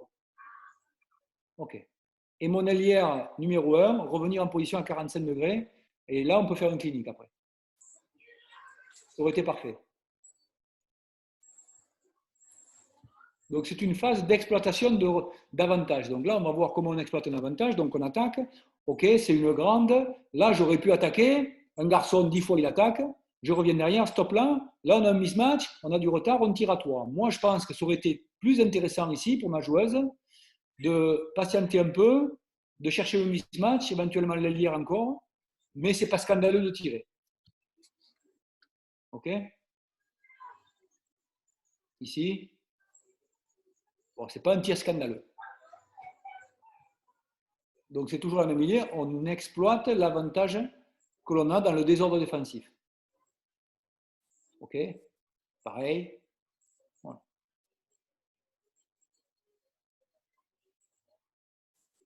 Autre situation, je vais vite devant. OK, stop. Ici, il y a beaucoup de joueurs qui auraient tiré là, ma menace de jeu. Ce n'est pas une shooteuse à 3, donc elle voit le poste haut ouvert. La joueuse de poste haut, elle aurait été bien inspirée de voir avant Sandrine et de jouer le high-low pour jouer dedans. OK? Elle ne le sent pas parce que ce n'est pas un grand passeur, donc elle va chercher la sécurité, attaque et swing de la balle sur la shooteuse ouverte à l'opposé. Mais ça reste une gestion intelligente de la situation.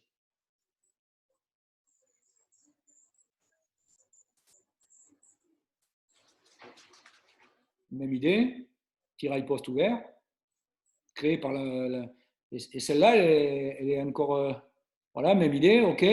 Là, tout à l'heure, j'ai attaqué, mais là, je vois que j'ai mon pivot qui est bien placé avec un mismatch, je vais rentrer la balle. Donc, c'est exploiter des situations, et celle-là est encore plus intéressante, ok, arrête-le là, parce que, reviens en arrière, s'il te plaît. Donc, la précédente, on voit l'exploitation de l'Elia qui va chercher Sandrine qui a un mismatch ou le cercle, très bien. Et là, on voit la menace de jeu qui regarde. On est allé vite devant. Ok, stop. On a zéro avantage dans le jeu rapide. Si, on a un avantage. C'est qu'elles sont désorganisées défensivement. Donc, nous, on va chercher à avoir un bon spacing. Notre spacing, c'est une ailière d'un côté, une ailière de l'autre, une intérieure sous le cercle et une intérieure en haut. Et après, on va donner la balle, soit sur un mismatch, soit sur une joueuse qui a été oubliée.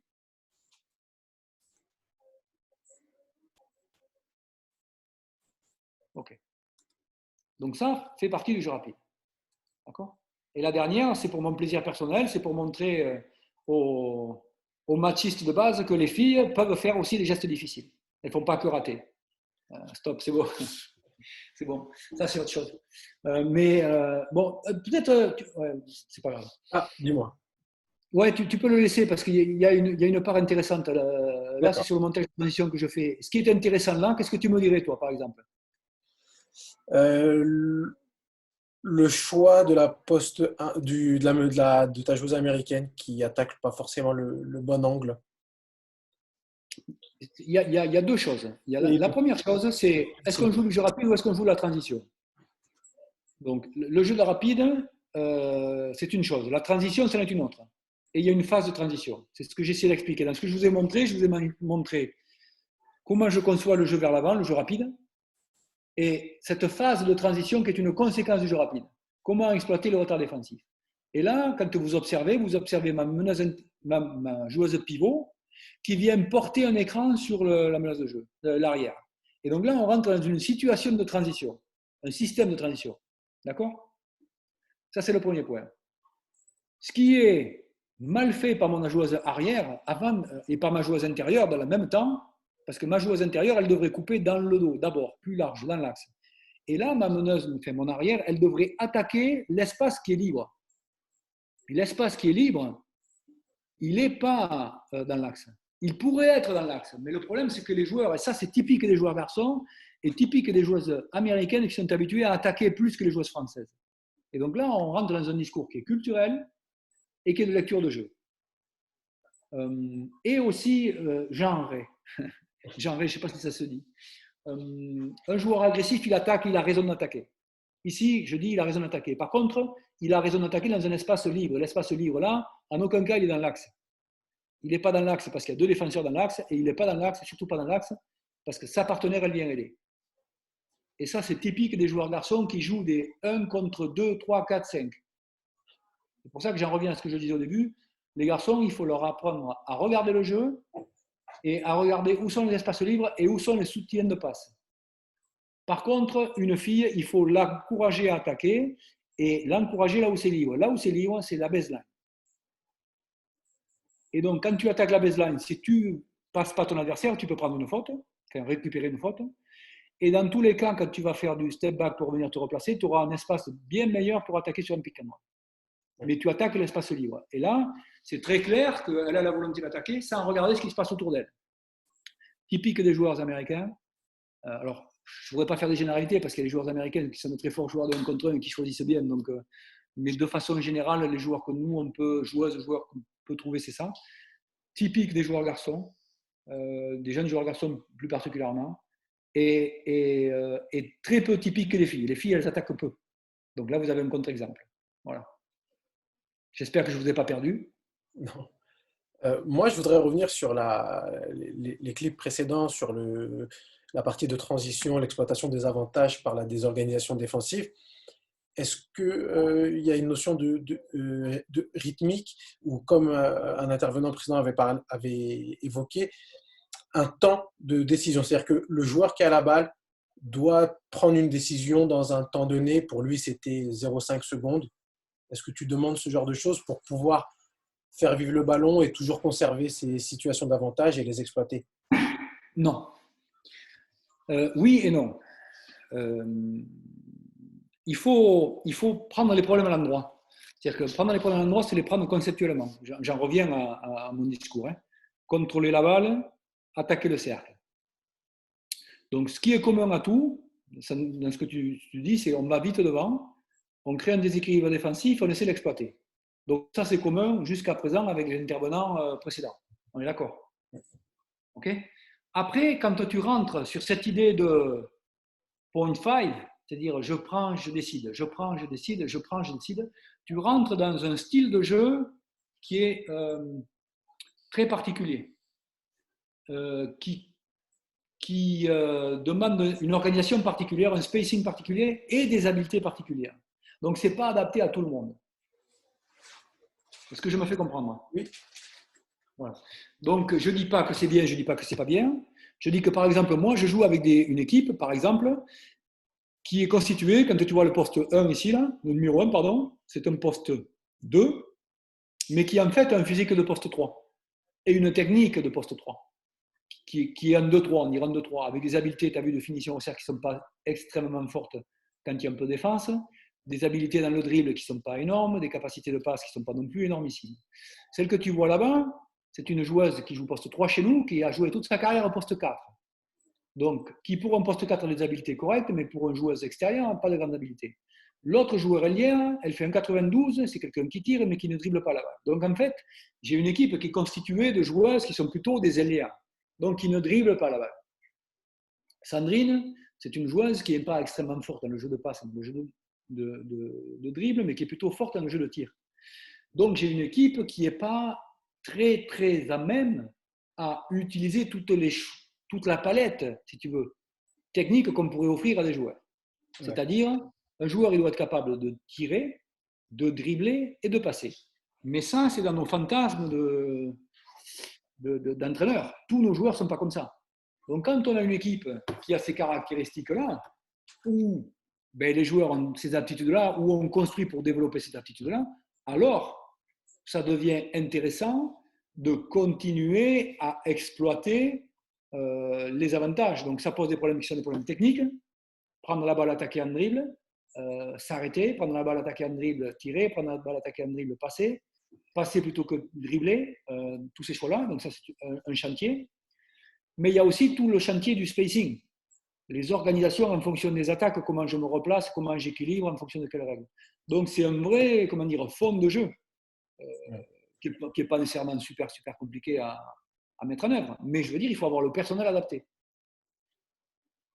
Donc, si je compare avec l'équipe que j'avais, par exemple, quand je suis arrivé à Skio, avec Isa Yakubu, no way. Mes arrières avaient les aptitudes pour pouvoir faire. J'avais une équipe différente, j'avais les arrières beaucoup. Mais mes pivots n'avaient pas les aptitudes pour faire. L'année dernière, j'avais une équipe qui était un peu plus apte à faire. Cette année, non. Donc, c'est vraiment différent en fonction des joueurs que tu as. Parce que ça demande des compétences qui sont particulières. Est-ce que je réponds à la question? Oui. On a une question de Corentin. Il dit, est-ce que dans le cas présent, sur le 2 contre 3, il aurait été intéressant que la grande pose le pic, puisqu'elle n'a pas coupé dans le dos, pour créer un avantage, et l'arrière aurait pu feinter l'écran et partir dans le bon espace? La grande, elle vient pour poser le pic. La grande, clairement, elle vient pour poser le pic. Elle vient pour ça. Donc, effectivement, si tu veux, dans notre nomenclature, 2 défenseurs en attaque. Si j'ai personne devant moi, je vais au cercle. Ça, c'est les règles. On en revient aux règles que tu sais dont on a parlé. On a parlé du jeu rapide, mais quand on est dans le jeu rapide de transition, dans les règles pour nous, c'est 2 défenseurs en attaque. Donc, tu as vu les situations qui sont bien gérées pour moi, même si on ne met pas le tir, parce qu'on a des lay-ups ouverts dans l'axe, on va les chercher. Après 3 défenseurs, on rentre dans une phase de transition. Donc, les comportements ici, je vous demande d'être patiente, jeune fille. Donc, voilà. Quand on met ça, on peut attaquer, mais on va essayer d'attaquer pour ouvrir les intervalles, les espaces. Donc, on va plutôt attaquer sur la ligne de fond. Pourquoi? Parce que c'est un espace qui est ouvert, parce qu'on va faire venir les aides quand on va attaquer ici. Et donc, si on fait venir les aides, on va ouvrir les situations pour les joueurs qui arrivent en trailer. C'est ce qu'on a vu sur les situations précédentes. Donc, effectivement, là, la joueuse va venir, et quand elle est à l'écran, la première chose qu'on va demander, c'est d'attaquer l'opposé de l'écran. Donc, c'est deux choses qui sont à peu près liées, si tu veux. Je ne rentre pas comme elle le fait là. Ce n'est pas une situation où il y a deux défenseurs. Donc, imaginons qu'il n'y ait pas les deux joueuses dans l'axe. OK, j'attaque le milieu ici. C'est une bonne réponse. Je peux attaquer la baseline, je peux attaquer le milieu. S'il n'y a pas notre pivot et son défenseur, d'accord? S'il y a ça, OK, on va attaquer la baseline ou alors on va attendre et faire semblant de jouer le pic et attaquer la baseline. Et là, on rentre dans une phase de transition qui va être une transition construite où on a des règles de spacing particulières. D'accord? D'accord. Répondu? Oui, je crois. Corentin? Oui, c'est bon. OK. Est-ce qu'il y a d'autres questions? Alors, je vais laisser terminer la vidéo. Ah, oui.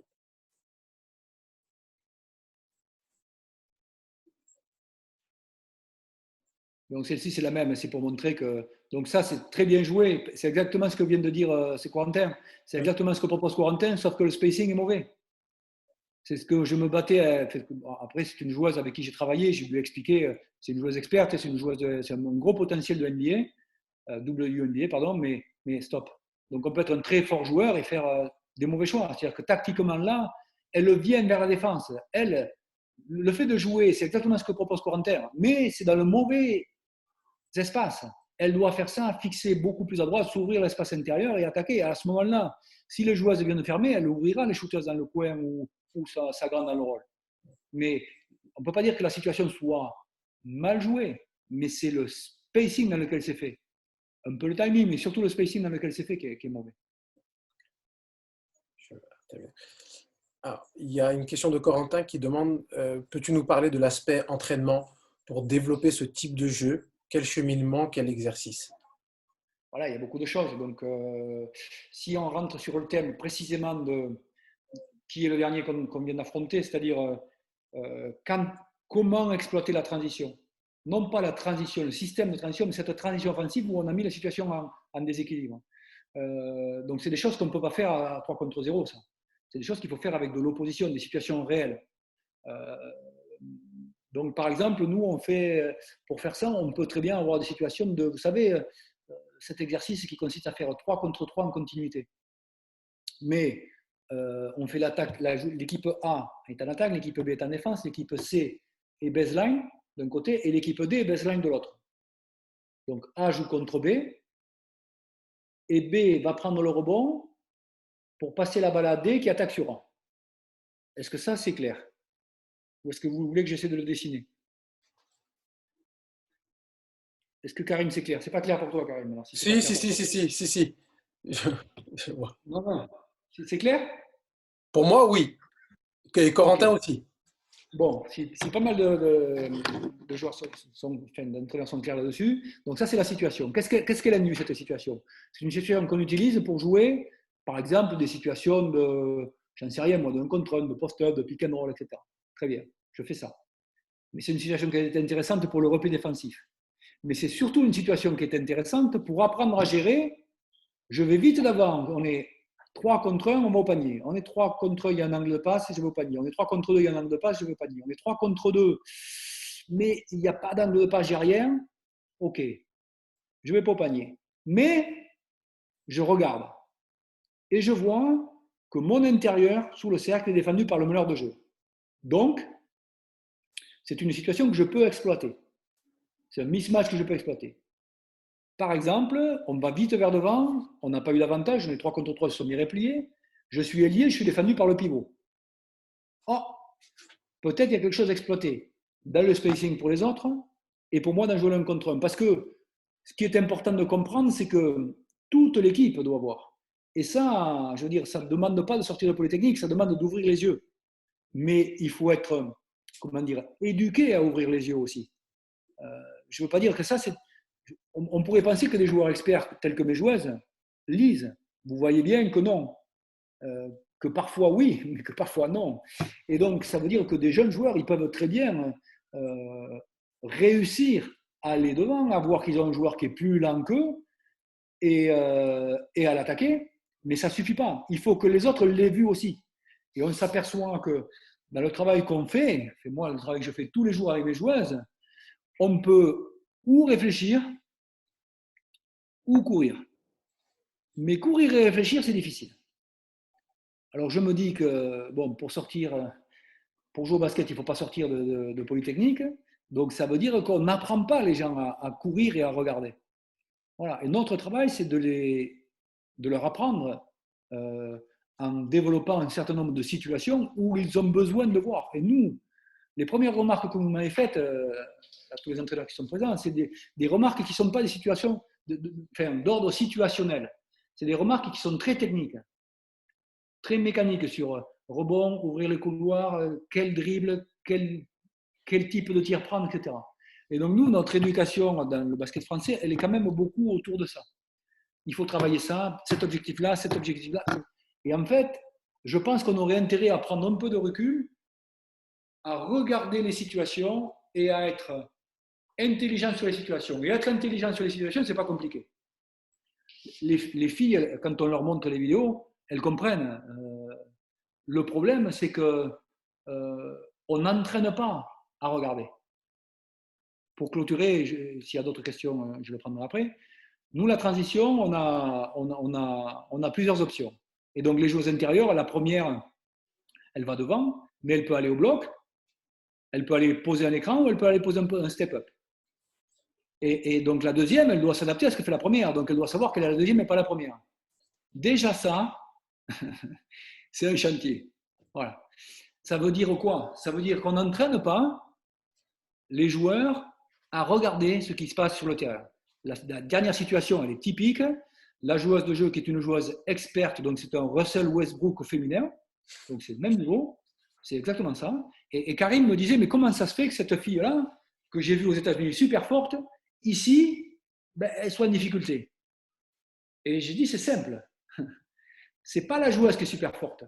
C'est que comment dire, le championnat dans lequel elle joue est différent du championnat dans lequel nous jouons.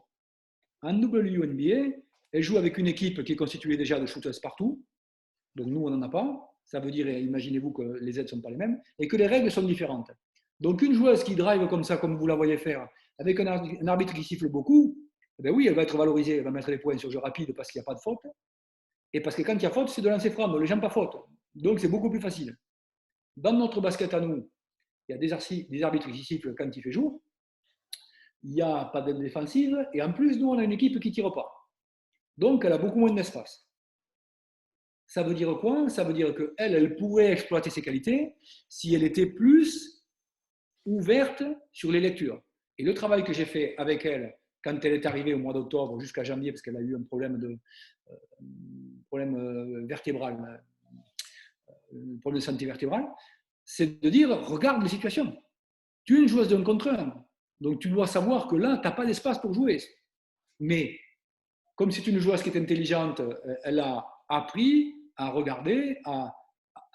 Mais au début, pour elle, elle m'a fait la remarque, elle m'a dit, mais je comprends tout, mais ce n'est pas comme je joue d'habitude. Elle n'arrivait pas à comprendre que le niveau défensif était différent. Pas le niveau défensif, parce que ça veut dire qu'il y a un niveau qui est plus fort que l'autre. Le type défensif. Ce n'est pas nécessairement plus facile de jouer contre une équipe qui aide beaucoup pour un joueur qui ne tire pas. Pour quelqu'un qui, comme Stephen Curry, s'il y a des aides partout, évidemment que ça va devenir beaucoup plus facile de jouer pour lui. Mais pour quelqu'un qui ne shoote pas à distance, jouer contre une équipe qui aide beaucoup, c'est pas facile. Si je puis me faire comprendre. Je pense que c'est le cas. En tout cas, moi, je vois pour moi. Tu vois. Donc, si vous ne voyez pas, eh bien, je suis là pour essayer de vous expliquer. Alors, Et sinon, si j'arrive pas avec mes mots, Karim pourra le faire avec le sien. si on a encore un peu de temps pour quelques questions, si vous en avez. Sinon, on va pouvoir, on libérera Pierre. Alors, on va attendre un peu. Entendu? Donc, bon, visiblement, il n'y a plus de questions, Pierre. Je vais te remercier du temps que tu nous as accordé Mais je t'en prie, c'est avec plaisir. Je vous et remercie de votre d'avoir attention. partagé avec nous pendant ce moment. Voilà, parce que c'est toujours intéressant d'avoir des gens qui ont une grande expérience et partager leur vécu. Tu veux dire des vieux? Non, non, non. Voilà, je vous remercie d'avoir été avec moi pendant cette semaine. Je vais continuer. Je vais continuer ces interventions la semaine prochaine. On commencera dès mardi. Je serai en mesure d'annoncer le programme de la semaine d'ici ce week-end ou la fin de la semaine. Voilà. Merci d'avoir suivi. Prenez soin de vous et bonne continuation et à bientôt. Pierre, encore une fois, merci. Au revoir, au revoir. Au Ciao, revoir. ciao.